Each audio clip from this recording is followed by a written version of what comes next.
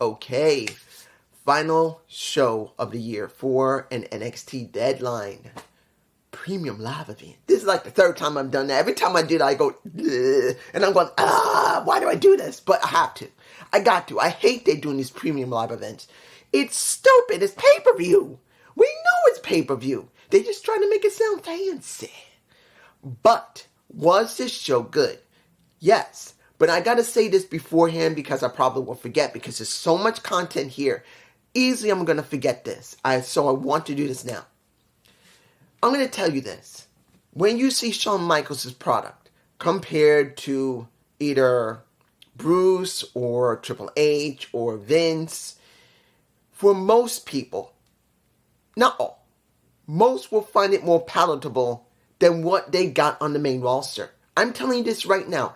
I'm not even saying that the main roster is better. I'm not. Whether it was Vince, I have to say, if it was Vince, it would not be that good. But if it was Bruce, whenever he's in the mood to actually go outside what Vince likes, and Triple H, they're not perfect. None of them are. Vince wasn't perfect. Bruce Pritchard wasn't perfect. Triple H is not perfect. I do not believe Triple H is perfect. And I've already seen Deluxe Man's videos saying clearly that he is a genius. He is better than Vince now at this point in his life. I'm not like that.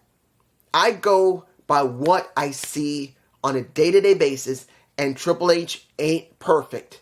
Some shows suck ass. And the way it's been booked lately, I'm telling you right now, they may give us more long-term booking. Does not mean it's good. So I'm telling you that right now. But when you see Shawn, who takes a little bit of his friend Triple H, takes a little bit of Vince, there's no way he's not, and he smashes that together with his own attitude, he has produced literally a standard show that most people will like. And that's the thing that no one wants to hear these days. But I'll try to elaborate on this if I don't forget at the end of this review. Now, sorry it took so long. Now, I'm not going to really cover the kickoff. Look, guys, we already had this match on NXT TV. So they just threw Axenon and Nathan Frazier into the kickoff again. Far as I saw. Because I did see it late. I had forgotten there might be a show on the kickoff. So it was already halfway through the match. And I saw Nathan Frazier. And I saw Axiom. And this time around, Axiom won. And honestly, I didn't need to see it. They didn't need to do it, but they did.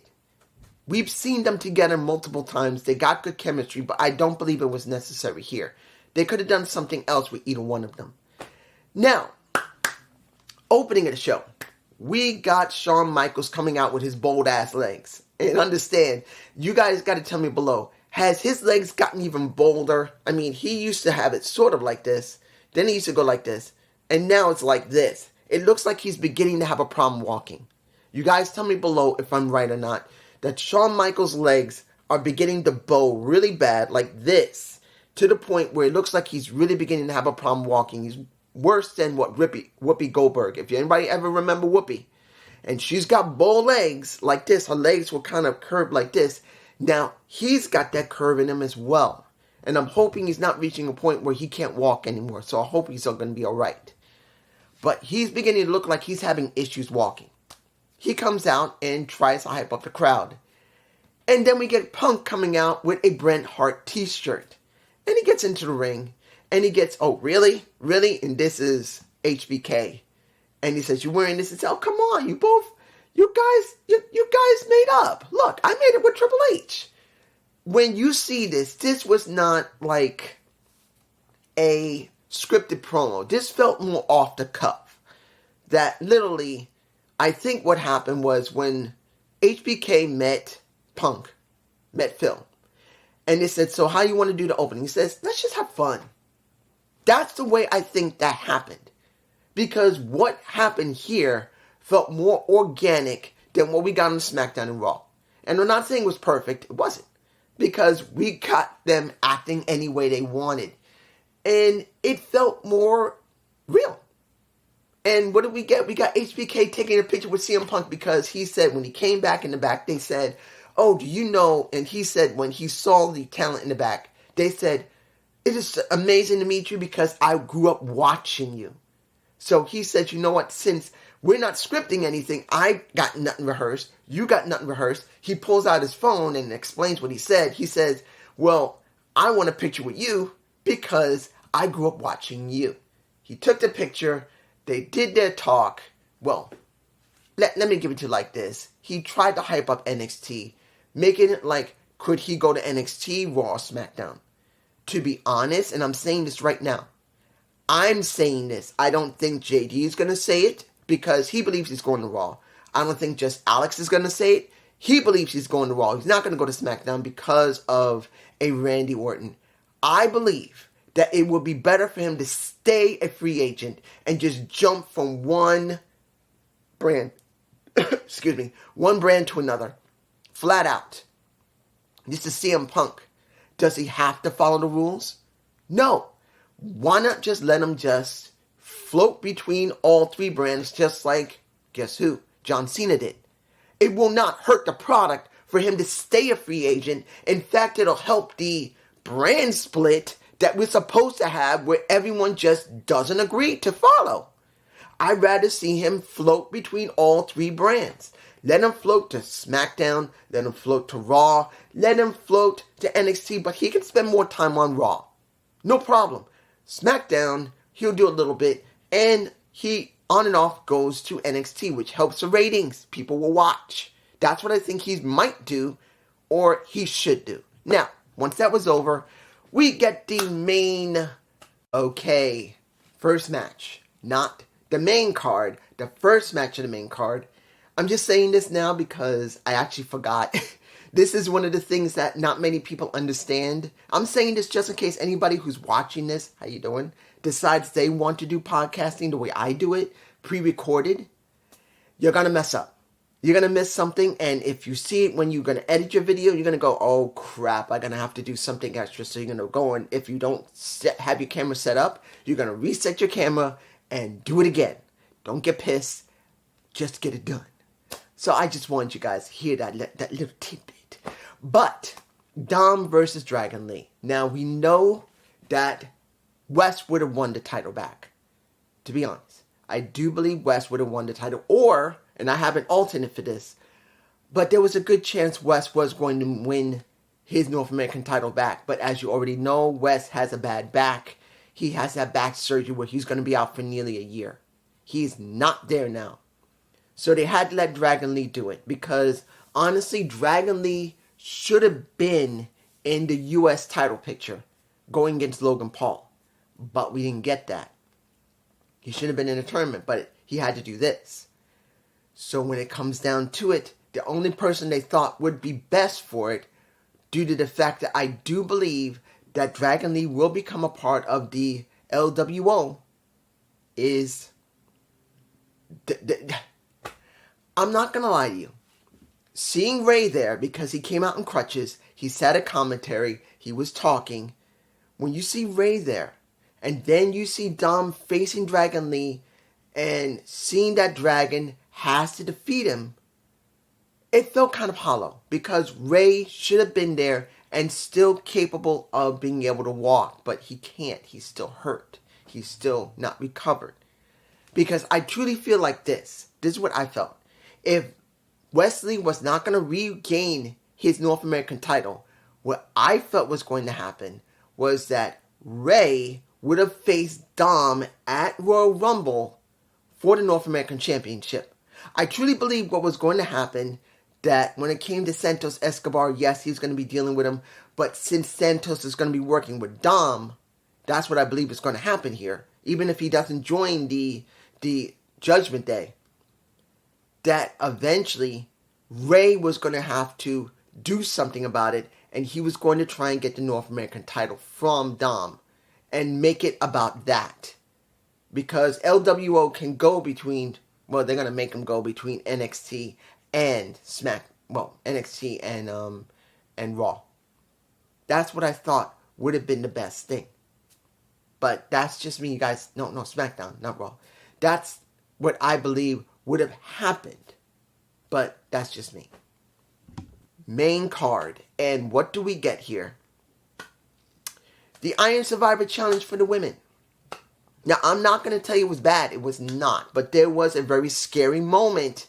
And I believe you'll know what I'm talking about. But it was not Tiffany Stratton. Now, opening of the match. Because it was 5 minutes before everyone starts coming in, kind of like Royal Rumble style. We had Fallon Henley. And we had Davenport. That's a woman I like. I think I got a shot of her. She's in my face. She's a gorgeous girl. She don't need to be blonde for me to like her. But they were the ones who opened the match. Now, I'm not going to tell you the match in the beginning for those 5 minutes was great. Yeah, they were doing a lot of pins, trying to catch each other, which is average. It's the same thing if it's a meet the clock challenge. They're always trying to do that. So that was not the part I was waiting for. I was waiting for who was going to come after Davenport and Fallon. And it was Tiffany Stratton. And greased all this up. I'm not trying to be sexist or not, but let's make it clear. Tiffany and Lash Legends, they're more heavy-chested than the other women. And they wanted to emphasize their chest on purpose. Which I think kind of hurt the match in the very beginnings for both of them. Because as the match was going on, when Tiffany was there, you got them both deciding to chop a Tiffany Stratton in the titties.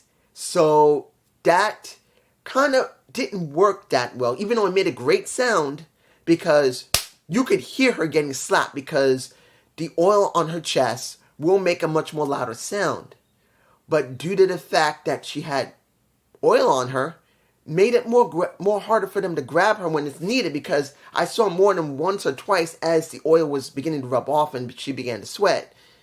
They slipped off her chest because they couldn't grab her as they're trying to grab her clothing and it slips onto her breast. Like that. And that's one of the flaws of when you use a lot of baby oil for men and women alike, because until the baby oil wipes off or sweats off from the men and the women, that kind of stuff can happen. It does happen. But it wasn't a bad match. Now, the first two that got eliminated, Fallon was eliminated first by Davenport. And then when Fallon got back in, I do believe it was Tiffany who... Was it Tiffany who... I'm trying to remember. Because I do have the markings of who got the pins. Because throughout the entire match, Fallon got 1 pin. Davenport got 3. Tiffany got 1. Jordan got nothing. And I got to talk about her in a minute. And Lash Legends got 2. If I'm remembering correctly, she did have 2 pins. But I do believe that Tiffany did mess it up for Fallon. And Fallon was so mad, she wanted to get Tiffany back, in which she did. But when... Well, look... I'm not a Kiana, what is her name? Kiani Jordan fan. I'm not saying she's bad. But they're really putting a lot of stock in her a little too soon. She's been there only 6 months. She's not a Kurt Angle. I'm sorry, she isn't. She's a good gymnast, but she's not a good wrestler. Because as the match went on, she did more gymnastics than she did pro wrestling, which in fact might have gotten her hurt. Because... I can't remember who it was. Was it Tiffany or was it Fallon? Because when it came to her deciding to do a moonsault off, I believe, the top turnbuckle, right where the penalty box was, when she did her moonsault, no, not on the top turnbuckle, it was one on the top ropes, that she decided to flip back to try and nail, I believe it was Tiffany. Was it Tiffany? I'm trying to remember. No, I didn't write down who got who. Damn it. But essentially, when she flipped back, she was dead, almost near dead center or near the edge of the table. And she landed, and I do believe I got a shot of it holding her back. She hit the table straight, edge to her back. Ouch. She could not land flat on her feet. She landed on the balls of her feet, and as she fell backwards, her back hit either near the middle of that table for the commentary team or near the edge. And it was bad. Very bad. She never seemed to be right after that. She tried so hard to continue working, but she was grabbing her back very, very aggressively. And then I know some people say, what about Tiffany Stratton going on the top of the penalty box because it was Mensa and the Nolan Dar decide to block the door because they didn't want a Lash Legends to go in there. And I will say this about Lash. Lash is not one of the best wrestlers. I'm making it clear. She's not one of the best, but I'm going to tell you, for power, she's actually quite good with her power.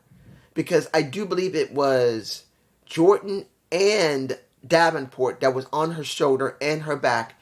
And she was able to hold them, leaned a little bit, came back up, and did a throwaway slam on both of them. Didn't go very far, but at least it looked good. And also, when she grabbed two people from the top turn, was it the top turn rope? I believe she grabbed two people. Again, it was twice. I do not believe it was Jordan and Davenport. I do believe it was Fallon and maybe Davenport. She grabbed them both and threw them, and then she did a kip up. I'm not telling you that Lash doesn't have some athletic ability, but I do believe her character does not work for her. And her work ethic is not bad. She's not 100% bad in the ring, but she needs a lot of work still. I'm just saying it. And then seeing Tiffany doing a moonsault off the penalty box. Well, I think I got a shot of it. She's in mid-flight, halfway about to flip over. Beautiful. It makes Charlotte look bad. And I did hear what happened to Charlotte, that she hurt herself, because I do remember when she did that moonsault. No, she didn't do a moonsault, Tiffany Stratton. She did a swanton. I believe she did. She didn't do a moonsault. She did a swanton. But when it came to Charlotte's moonsault, I did see her hit the side of the table and hurt herself. I do believe she's legitimately hurt. So, she's not a gymnast. She's not. We got Tiffany. We got pretty much well, how many gymnasts do we actually have in WWE? We got Tiffany. We got Jordan. We got Sorika. I think there's one more. That's a woman who's also a former gymnast. I cannot remember who. But I can tell you we got enough gymnasts. I really hope that a Charlotte Flair stops doing that. But let me give it to you like this. By the end of that match, and the last pin that got the last point was my girl Davenport. My can't say I don't love her, because I do. But I can tell you this, Lash Legends trying to catch her instead of trying to pin someone else was dumb. That was dumb. But that's the way they wanted it. Let's move on to the next match. Carmelo Hayes versus Alexis King. First time Lexus has been on a premium live event for NXT. I can understand what they did. They wanted to give him a chance to show what he can do. And this was about the story of Carmelo still feeling like he's being framed. And in the beginning of that match, you can see Alexis trying to shake his hand. And Melo smacking that mess away, and then they have the match, which was a good match. But I have to admit this. It should have been on NXT. I'm not going to tell you that it was a bad match. It was not a bad match, but I'm telling you the truth. It should have been on NXT because that would have been better for the story between Trick and Melo. I'm telling you, that would have been better for it. Because you could have had some type of fight in the back with Melo as well as Lexis King. That would have been more effective, that I believe. Everyone else says it's going to be a great match, and it was a good match. Melo looked good, and he didn't win the match. And now Carmelo and Trick seem to be good. But I do believe that they should have had a fight in the back because Carmelo was still in the corner of Trick, and that would have been good. And I just feel like that would have been better. That's just me. Finally, the men's Iron Survivor Challenge. Let me give it to you like this. When it came to the women, and it was not a bad match. The women did a good job. It wasn't as good, as I said, as War Games. It was not good as War Games. War Games was better. But it was near that. This is War Games. This is the Iron Survivor for the women. It wasn't here. It was near there. It didn't exceed it, but it was good. Close. When it comes to the men, it was good, close as well. Here's Iron Survivor. Here is War Games. Here's Iron Survivor. Very similar. Opening, we got Dijak versus Briggs. I thought it was going to be Dijak versus Tyler Bates. I thought maybe they may start with that, but they chose Briggs instead. Two big guys facing one another. Admittedly, it felt like it was a little clunky. Does not mean they were working bad. They were not. But seeing two guys that are practically almost... Look, this is Dijak, this is Briggs. Briggs is just slightly taller than Dijak. I felt like it would have been better if they had a different dynamic, that you got a smaller guy with a bigger guy, and then you can throw another bigger guy in, and then a smaller guy, and then another bigger one. They just chose to put two big guys and just let them go at it, let them go ham. It was not bad for 5 minutes. Briggs looked good. So did Dijak. But I truly do believe that in many cases, when they have these types of special stipulations or special type of matches, you shouldn't always put the same people at the same size if they're large. I really don't believe that's the wisest thing to do. You need to change it up. Next person was Tyler Bates. I'm going to tell you, this is where it gets interesting. First pin was the Briggs. He got thrown into the penalty box. But then the minute he came out, he went after Dijak, and Dijak went in. In fact, Dijak, if I'm right, had 5 penalties. 5 of them. And I'm going like, did he piss someone off? He literally got pinned not just by Briggs. He got pinned by Briggs, Trick, Mello. No, sorry. Why did I say Mello? Oh, yeah, because of the ending. I'll get to that in a minute. But he got pinned by Briggs. He got pinned by Tyler. He got pinned by Trick and Breaker, who basically must have set a record for this. Now, next year, it's going to be a big question. Can anyone do anything better than a Braun Breaker? Because the minute he got into that ring, he pinned Briggs. He pinned Tyler Bates. He pinned Dijak within about 15 seconds of it. No, 10 seconds. I'm right. About 10 to 12 seconds, I believe. He pins Briggs, I believe. Then he pins Tyler Bates. No, he pins Tyler Bates. Then he pins Briggs. Then he pins Dijak. He pins everybody except for Trick, who was at that point, I believe, in the penalty box. He was already in there. Now, I do got to say, once, and I was surprised about this, I did not think they were going to go with Trick, because it took until the very end before he even got 1 point. For this 25 minutes, he didn't get no points. None. 0, zip, got nothing. But I will say it looked good, his performance. And I'm going like, well, I thought Tyler Bates would probably go up against the Mad Dragon, because they have history, and that might be good. Oh. By nearing the end, and you got most of the guys thrown into the penalty box. It was, I think, Breaker,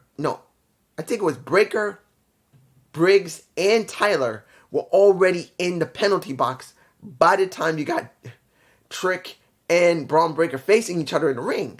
It was very chaotic, very interesting. It wasn't bad. And by near the end, we got Eddie Thorpe coming out, screwing over a Dijak for the 5th pin, because he got thrown into the penalty box because of that.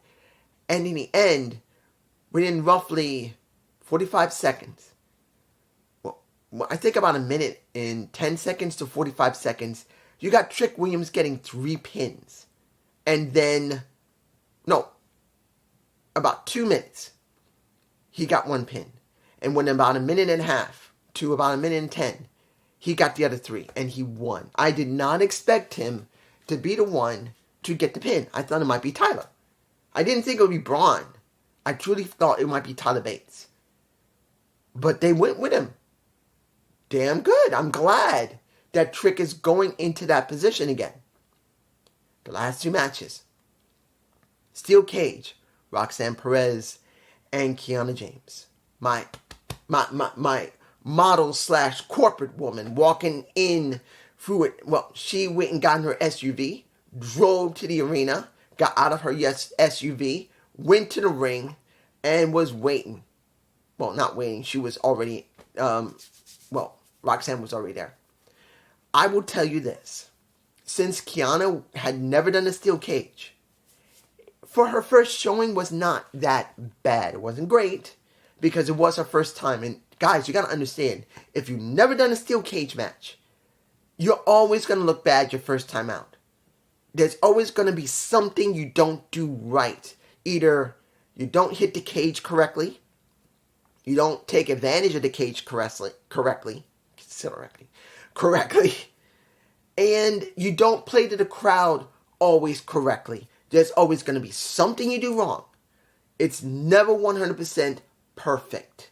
So with her, she didn't do it exactly well, but she did pretty good.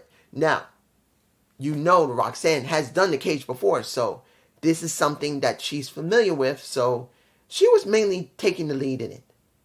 By halfway near the end, seeing them up on top of the cage, I was worried because Roxanne never did do much on top of the cage. And the way that she was trying to climb it, and it looked like she was beginning to slip. I know she was doing that on purpose so Kiana could catch up. When you see someone overacting a possible slipping, they might have been actually slipping or not used to it. So that's what's going on with Roxanne Perez. But they got down, they had the moment, and by the end of the match, when you see Kiana trying to escape the cage, and she grabs under the ring, I don't believe I got the shot, but if I do, I'll put it in my face. She grabs a steel chair, which was interjected in the match. You basically think that Roxanne is going to win. No. Lizzie Day, if I remember her correctly, she's supposed to be the streamer. It's been a while. I haven't seen her in so long, I forgot. I believe that's her. I believe. It's been so long, I don't remember. But she shows up, interferes in the match, and then James wins. And now those two are together. Now, is this good? I can't really be sure. This is like the first time I've seen Izzy in so long. And if they had some dealings before, which I probably missed, I can't really say it's good or not. I can't. So when it comes down to it, this is a big question mark. And now, finally, the final match. The match I was waiting for. The Mad Dragon and Ilya Dragunov versus Baron Corbin. Trying to interject a little bit of life into Ilya. Which, let's make this clear. The Mad Dragon is very good in the ring. He can talk pretty well. But he has not really had a lot of good character development. When they interjected his son, his family into it, that did help him quite a lot. And seeing, and not everyone's going to agree with me, Baron Corbin, he's a damn good prick. And a good heel. When he wants to be. When he's got the right material, he can be generally on point. And it did help this match immensely. And this was a very rough match.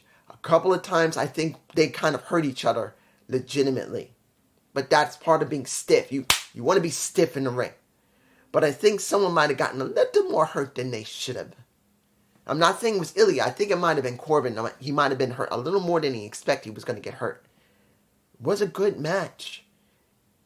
I will not tell you that when you see the jackknife powerbomb near the end of the match being good, because Ilya by then was trying to fake, or he might have actually gotten hurt with his ribs, but I doubt he was.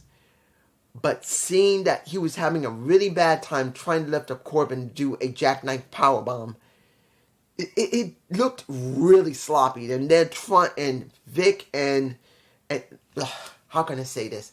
Vic and Booker T was trying really hard to compensate when Ilya was trying to do a very big power move with Corbin, who's a much bigger guy than him. I'm sorry. Ilya's strong. I'm not going to tell you the guy. He's 30 years old. He's still in his prime. He's still healthy. But you are talking about Ilya and Corbin. And the problem is that Ilya is not as tall as Corbin.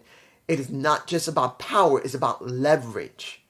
Trying to get a guy that's bigger than you, literally more than a waist higher than you, particularly that you're already gone through at least a 20-minute match, at least 15 to 20 minutes, you're already winded.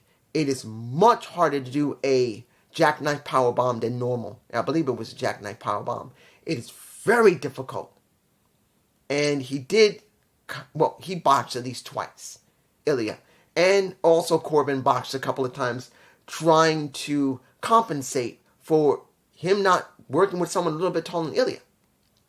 And also, which you might not recognize if you do look at the match again, Corbin, due to the fact he was taller than Ilya, literally had to bend down to talk to him to his ear. Because they weren't always on the mat where he can talk to him flat. Because when you guys are flat on the mat, you're both the same height. But Ilya being shorter than Corbin, he had to grab him like this by his head and literally whisper in his ear. Luckily no one heard, but you could tell that if he wants to relay what he needs to do next, or what Ilya has to do next, he literally has to bend down because Ilya is much shorter than him. That's one of the disadvantages of having someone that's way too short and too big. And they may come up with what they want to do. I'm not trying to break the fourth wall in pro wrestling. You already know what the deal is. It is part real, part work. You know the deal. But still, you got to try and make sure people don't see or hear you plan what you're going to do next in the ring. You can't always hide it. Some can, some can't. In this situation, it was not possible because Ilya is just not tall enough for Corbin to say, I'm doing this. This is what you're going to do, Ilya? And you can see him bend his head as he's grabbing him, talking to him. There's just no way around it. By the end of it, seeing that Ilya gave not one H-bomb, but three H-bombs and one torpedo to Corbin, but he did 3 H's, spoke to Corbin in his ear as he's already looped, and then do his signature, let me give it to you like this. Seeing Ilya go headlong and literally look like he hits him with his own head. Damn, that's got to be painful. I'm sorry, that torpedo's got to be painful, no matter what you do. But it does look good. In the end, and when it was all said and done, Ilya won. Trick comes out. He walks up. He's going like this. He's going like this. And then before the lights and the camera go off, we see Carmelo Hayes walking out like this. I don't think I got a shot of it. If I do, it's in my face. Guys, here's the thing. This was easily a damn good show that NXT put on. I don't believe it was one of the best ever produced with Shawn Michaels, but it's damn good. I do not know what let me give it to you like this. Do I believe Just Alex is going to like it? Yeah, he'll like it. Do I believe JD is going to like it? Yeah, he might like some of it. But will they recognize that things are different compared to the main roster? I don't think so. I'm not going to tell you that Shawn Michaels doesn't take a good amount of what Vince does. He worked for the man for 30 years. A lot of his own thinking is similar to Vince because he worked with him as a pro wrestler. I'm not going to tell you that it's going to be the same as Triple H. It isn't. He's taken a good chunk of what Triple H did, and he also has it. But I'm telling you right now, the booking that he does is basic booking. He does mainly good guys versus bad guys. Do it like this. Do it like this. It is formulaic, but he does do the formula well. He does book pretty well. And I'm not going to tell you he does it perfect. He doesn't. But like I said in the opening of this video, you're going to see that some people will like the booking of Shawn Michaels a little bit more than Triple H or Vince, because it's not Vince's booking. It's not Triple H's booking. It's Shawn Michaels, who does have a different way of style. It's basic, but that's the thing. Vince wants to do grandiose stuff and pretty much wants to do repetitive, grandiose stuff. Then you got Triple H, who right now he's booking to try and do long term and is not very good. Does he try to make it spontaneous? Hell yes, he does. It's not always good, but it's there. He's trying to be exactly what he was before as the original NXT Black and Gold. That is what people want.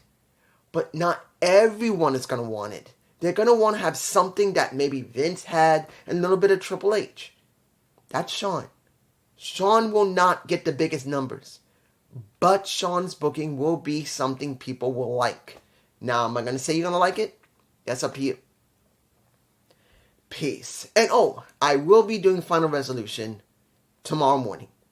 Peace.